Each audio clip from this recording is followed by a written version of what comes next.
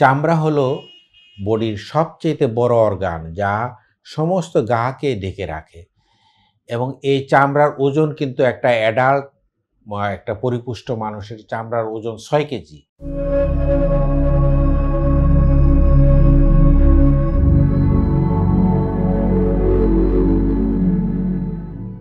গরমে চর্মের সমস্যা নিয়ে অনেকেই প্রশ্ন করে থাকেন। আসলে আনডাউটেডলি চামড়া হলো বডির সবচেয়ে বড় অর্গান, যা সমস্ত গাকে ঢেকে রাখে।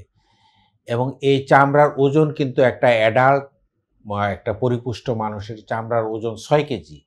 Largest organ of the body বলা হয়, যে শরীরের সবচেয়ে বড় অঙ্গ। এর কাজ হলো চামড়া শরীরের আমব্রেলা হিসাবে শরীরের সমস্ত ভাইটাল অর্গানগুলোকে, গুরুত্বপূর্ণ অঙ্গগুলোকে, হার্ট, লাংস, লিভার, কিডনি সহ অন্যান্য অঙ্গগুলোকে কিন্তু প্রোটেকশন দেয় বা রক্ষা করে। সুতরাং গরম যখন বেশি হবে বা বেশি ঠান্ডাতে গেলে চামড়ার প্রকৃতির বা এই যে আমব্রেলার কাজ করা, রক্ষা করার, শরীরকে রক্ষা করার কাজ, এটি ব্যাহত হয় বা বিঘ্নিত হয়। সুতরাং এটি মনে রাখতে হবে যে চামড়ার স্বাস্থ্য আমাদেরকে রক্ষা করতে হবে। ইউজুয়ালি মানুষের বডি টেম্পারেচার হলো 37 ডিগ্রি সেলসিয়াস।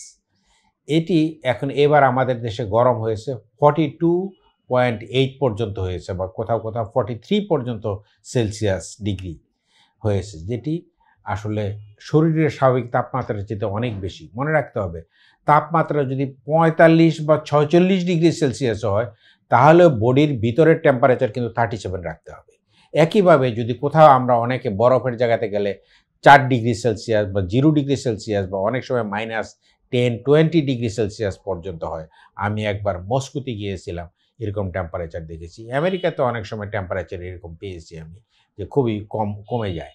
সুতরাং এই কথাটি এই কারণে বললাম যে চামড়ার দায়িত্ব হলো ভিতরের যে অর্গানগুলো তার তাপমাত্রা সঠিক রাখা। যদি না রাখে, শুধু তাপমাত্রা নয়, এখানে যে বিভিন্ন ক্রিয়াকর্ম, জৈবিক ক্রিয়াকর্ম চলে, সেগুলো সুস্থভাবে রাখার জন্য এই চামড়ার সঠিক দায়িত্ব পালন করতে হবে। অতিরিক্ত গরমের কারণে এক্সেসিভ সোয়েটিং বা এই যে আমাদের ঘামের কারণে শরীর থেকে যেমন জলীয় পদার্থ যায়, তেমনি মিনারেলস যায়, অর্থাৎ খনিজ পদার্থ যায়, সোডিয়াম, ক্লোরাইড এবং অন্যান্য খনিজ পদার্থ বডি থেকে বেরিয়ে যায়। Sodium chloride is very essential thing, যেটি আমরা খাদ্য লবণ। এটি না হলে কিন্তু কারো যদি সোডিয়াম খুব বেশি কমে যায়, ক্লোরাইড কমে যায়, তাহলে মানুষ কয়েকদিনের মাঝে মারা যাবে, কোনো সন্দেহ নেই। সুতরাং চামড়ার স্বাস্থ্য ভালো রাখতে হবে। গরম হোক, ঠান্ডা হোক, যে কোনো অ্যাডভার্স সিচুয়েশনে প্রকৃতির বা আবহাওয়ার পরিবর্তনের সাথে সাথে চামড়াকে সুস্থ রাখার জন্য আমাদেরকে একটু সচেতন ভূমিকা পালন করতে হবে। আজকের এই গরমের সময় আমাদেরকে মনে রাখতে হবে একটু খোলা বাতাস যেদিকে যাওয়া আসা করে, যাতে অতিরিক্ত গরম ঘামে শরীর ক্ষতিগ্রস্ত না হয় চামড়া। এবং সেখানে যদি আমরা সুতি কাপড় পরি, একটু পোরাস বা ছিদ্রিয়া আছে, হালকা কাপড় পরি, সুতি কাপড় পরি, সাদা কাপড় পরি, তাহলে বডির টেম্পারেচার যেটা বেড়ে যাবে, এটি লুজ করার একটা সুযোগ পাবে বাতাসের সাথে, এবং ঘাম শুকানোর একটা সুযোগ পাবে। এর ফলে চামড়ার স্বাস্থ্য ভালো থাকবে। চামড়ার স্বাস্থ্য ভালো থাকা মানে হলো শরীর ভালো থাকা, সামগ্রিকভাবে ভিতরে ভালো থাকা।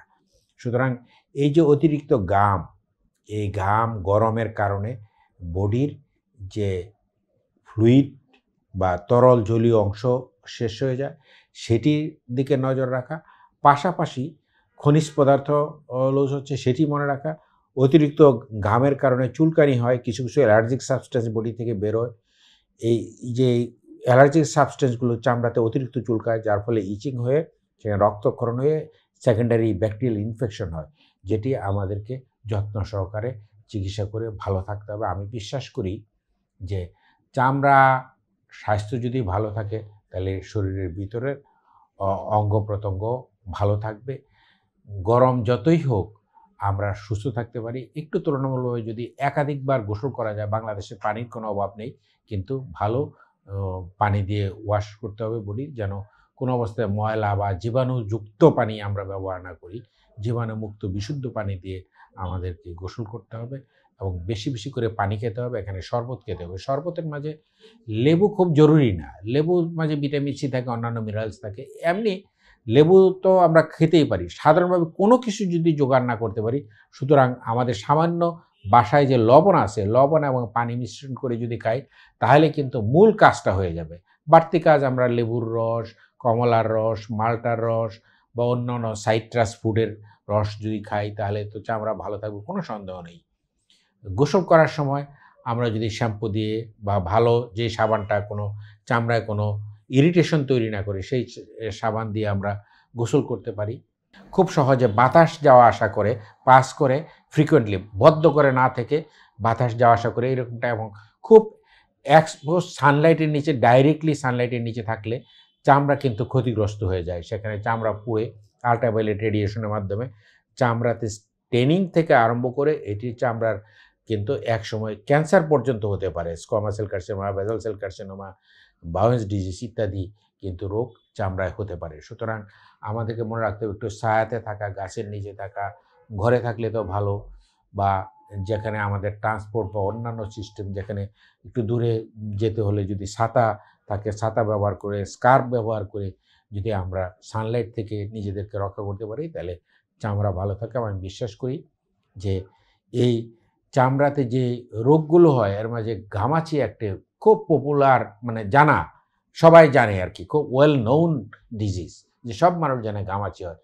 গোসল ভালো করে যদি আমরা এখানে ইমোলিয়েন্ট লাগাতে পারি, বিশেষ করে অন্য কিছু না পেলে আমাদের নারকেল তেলও লাগানো যেতে পারে, অলিভ অয়েল লাগানো যেতে পারে, লিকুইড প্যারাফিন লাগানো যেতে পারে, এবং কখনো কখনো একটু মাইল্ড স্টেরয়েড লাগালে কিন্তু এই ম্যালেরিয়া বা এই ঘামাচি সহজে ভালো হয়ে যায়। আমি বিশ্বাস করি এই গরম বেশি দিন টিকবে না।